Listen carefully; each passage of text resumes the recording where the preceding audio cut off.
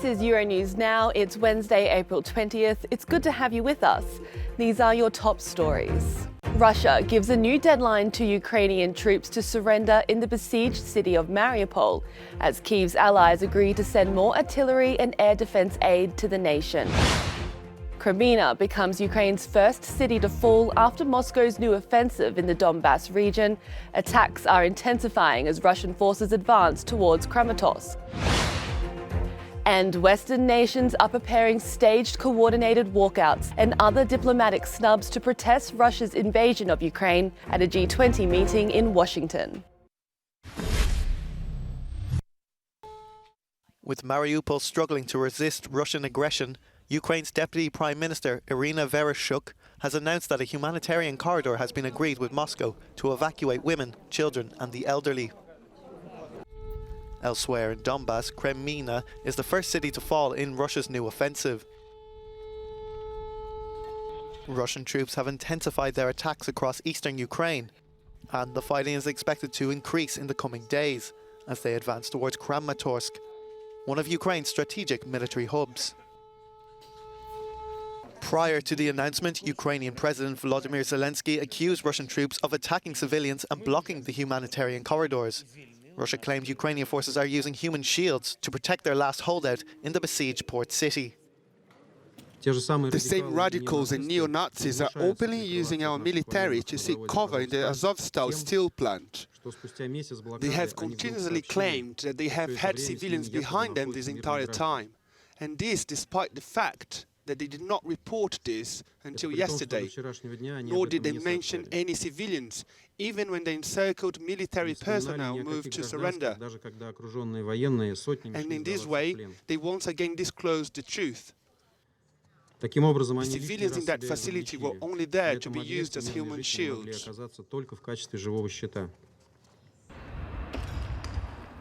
Shelling has also intensified in Kyiv, where 7 people were killed on Tuesday, according to the mayor of the city. Ihor Terekov said the Kremlin has been engaged in a non-stop bombardment of civil districts in Ukraine's second city since Sunday.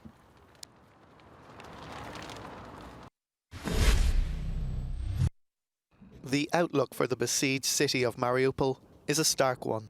Serhiy Volnya, a Ukrainian Marine commander, pleaded to the international community for further security and safety for those stuck. Це наше звернення до світу. Це може бути нашим останнім зверненням. В нас, можливо, залишились лічні дні або години. Угрупування противника в десятки разів перебільшує нас. Вони мають панування у повітрі, в артилерії, в угрупуваннях, які діють на суходолі, технікою та танками. Ми ведемо оборону на одному об'єкті, на заводі, де знаходяться військові Маріупольського гарнізону та цивільні особи, які потрапили в пастку війни. Ми звертаємось до світових лідерів допомогти нам. Ми звертаємось з проханням застосувати до нас процедуру екстракшн та вивести нас на територію третьої держави. Маріупольський гарнізон військових, з нами більше ніж 500 поранених бійців та сотні цивільних осіб, серед яких є жінки та діти. Ми просимо надати нам безпеку на території третьої держави. Дякую.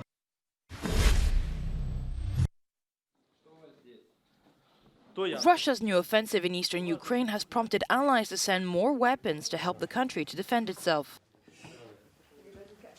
U.S. President Joe Biden has agreed with EU, NATO and G7 partners to increase economic support for Kyiv. The U.S. has also provided additional military aircraft and aviation parts to help them increase their aerial defenses. Germany will continue to enable weapons deliveries to Ukraine.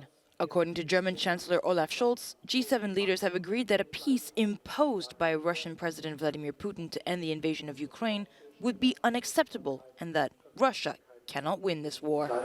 Our actions are guided by these principles: maximum support for Ukraine, but no NATO involvement in the war. In his latest address, Ukrainian President Volodymyr Zelensky has stressed to Western leaders the need for weapons in Ukraine, insisting that if they had access to all that they needed, the war would have been over by now. Western allies have reiterated that they will make Russia pay for the war by tightening sanctions against the former Soviet Union, stepping up financial and security assistance for Ukraine, and increase Moscow's international isolation. On the state of Russia's war in Ukraine.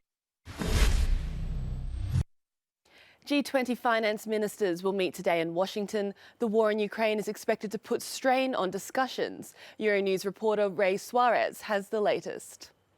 Russia says it plans to participate in the conference in Washington, even though many delegations here have made it clear they will walk out if Russia tries to take an active role. U.S. Treasury Secretary Janet Yellen is even trying to bar Russian participation in the G20 moving forward from today.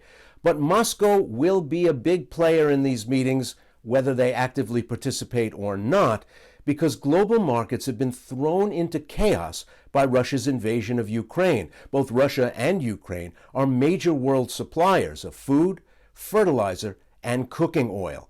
The shockwaves from the European war are driving inflation around the world and even knocking down forecasts for global economic growth in the coming year. Both the IMF and the World Bank, accompanying these Washington sessions, announced that global growth will be slowed down even as the world tries to come back from the pandemic.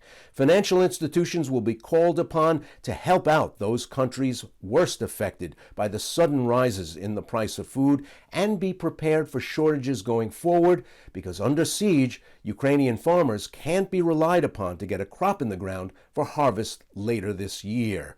Europe is well represented at the conference. The Ukrainian Deputy Finance Minister, the EU Economics Commissioner, the Governor of the Bank of England, and the German Finance Minister are all participating.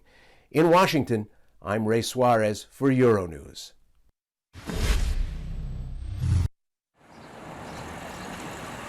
In Kyiv, residents are trying to return to their former lives despite the bombing on the outskirts of the capital.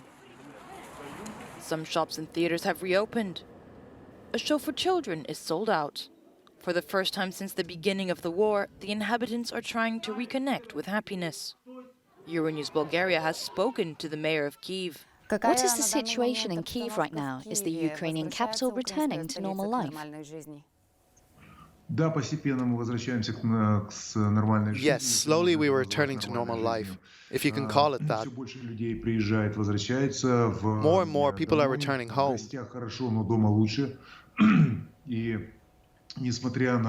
To be a guest somewhere is nice, but being at home is better. Despite the shootings that are taking place, more people have decided to come home.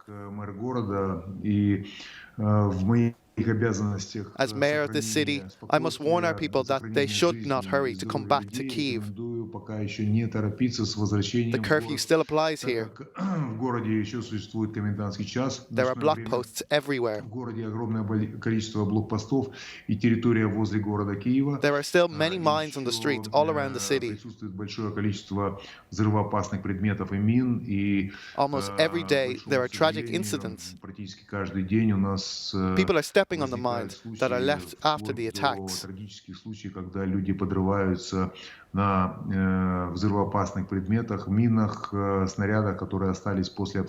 Do you expect that the Russian forces might return to Kyiv in a new attempt to capture the city?